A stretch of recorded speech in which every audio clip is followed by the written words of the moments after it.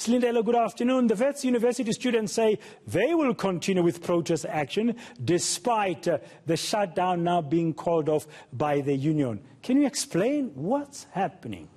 I think people have a lack of understanding in terms of what the South African Union of Students represents and does, and what student representative committees within institutions also do. Now, the SA Union of Students is basically an umbrella body that represents all the SRC's entities that we see in the 26 campuses and universities in and around South Africa. And so when they have meetings, they of course have an elected body, they have elected officials, but every SRC from every institution has autonomy, so they can decide whether they want to down tools, go to the streets, protest, or whether they want to go back to class. And what has happened in terms of the national shutdown was that there was a consensus or a majority of SRCs who said we want to shut down universities. Now, following engagements and meetings with the higher education department as well as vice chancellors and other stakeholders in the sector, there then was another meeting around the 29th of March where we actually saw the national shutdown being called off, and that means that there was a majority of SRCs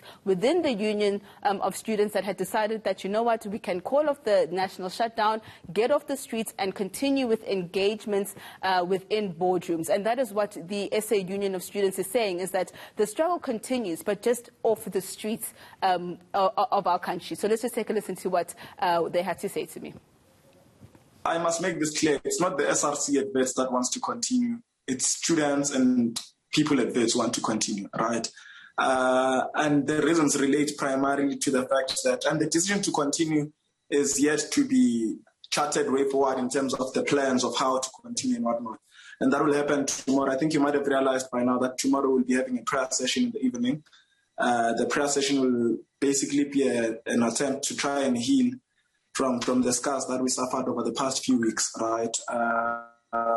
And among those, it also largely, the decision to continue also largely speaks to the reality that we still have SRC members that are suspended. We still have students who are awaiting trial who are out on bail. Ntoko's killers are still out on bail, roaming around, and they are back at work according to the bail conditions they got. So if we went back to class, all these injustices and sufferings that happened over the past few weeks would have been in vain. But at the same time, if we do not go back to class, how we retreat needs to be in a way that sustains the conversation. We can't just wake up and release a statement and say people must go back to class, things are back to normal. We still have over 1,000 students who haven't registered. So how we go about this needs to be with the sensitive and the delicacy it deserves. Okay, so the union is the umbrella body. The Wits SRC is one of those many others that are falling under that umbrella, but they're saying struggle continues. On the ground. On the ground, okay. The union says get on with engagement, get off the ground. I wonder how they will react to that position that was expressed there by the president of the Wits SRC, Mpendulo Mfeka.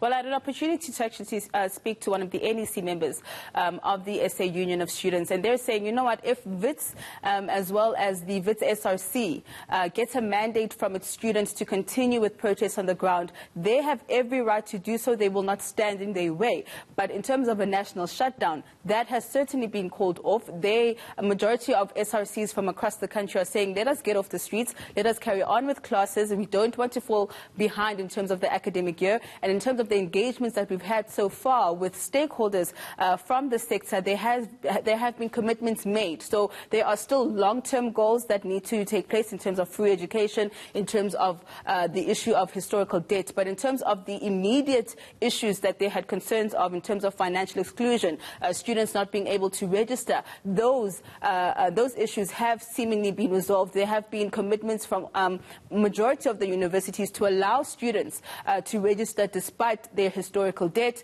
There have been some concessions that have been made in terms of accommodation and many other issues that fall under the issue of financial exclusion. So SARS is saying, Wits, you can go ahead, you can continue with protest action on the ground, but they believe that at this point, with majority of SRCs saying that they want to go back to class and continue with engagements in boardrooms, that going back to the streets would just defeat the process, and the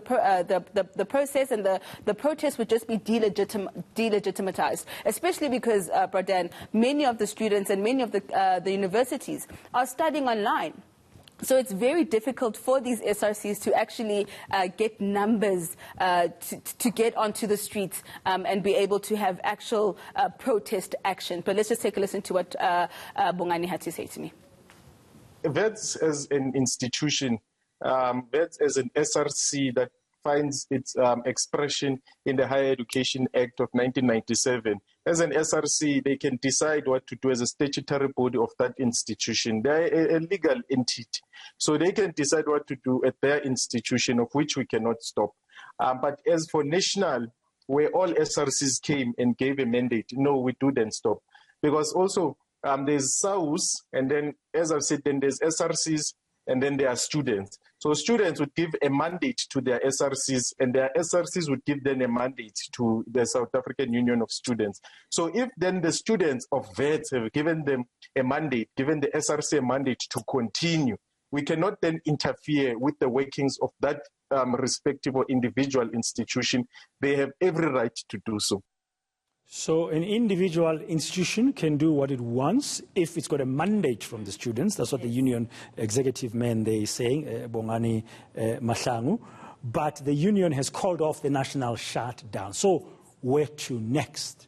So what we understand is that there is a meeting that's been scheduled with stakeholders in the sector, in particular the Minister of Higher Education, Vice Chancellors, as well as members of the NSFAS, officials from NSFAS, as well as the private sector. That's scheduled for the 9th of April. So later on this week, there will be another meeting in order to, pave the way forward in terms of some of the outstanding issues. But what I understand is that it's the first of a series of meetings that are going to take place throughout this year, because what we don't want to see, Bradan, and what SARS as well as other stakeholders in the sector are saying is that it's time for this protest action that we see year on year to stop. It's almost like Christmas. You know what's going to happen. You know you're going to get protest action at the beginning of the year. You know you're going to get protest action sometime at the end of the year, when we understand that fee increases are going to take place for the following year. So they're saying that for this 2022 academic year, to plan forward,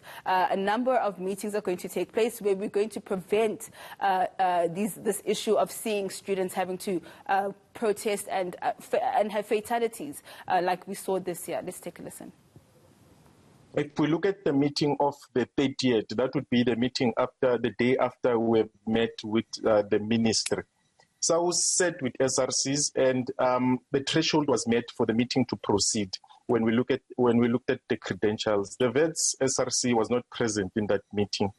And then that meeting of SRCs, we have tabled what the discussions were with the ministry in detail, finer detail, of course, because we have to be honest, fully honest with them. And it is them also that had tasked us, as I said earlier, on the meeting of the 21st, to form this group that would meet there. So it's not South that just decided to do so.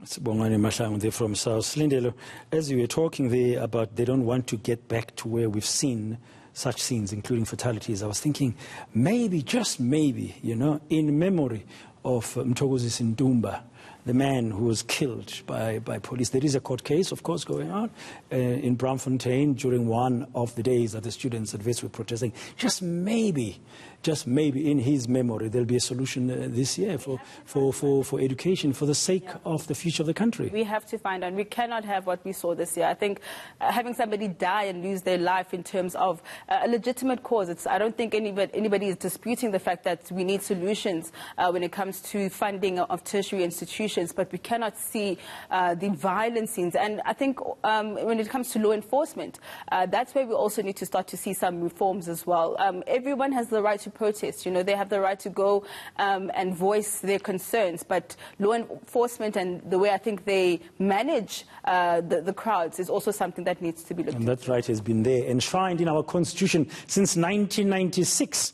when Nelson Rolihlahla Mandela signed it into law at Sharpeville way back in 1996. Thank you very much, Slindelo Mosigane, for that update there regarding the student protest.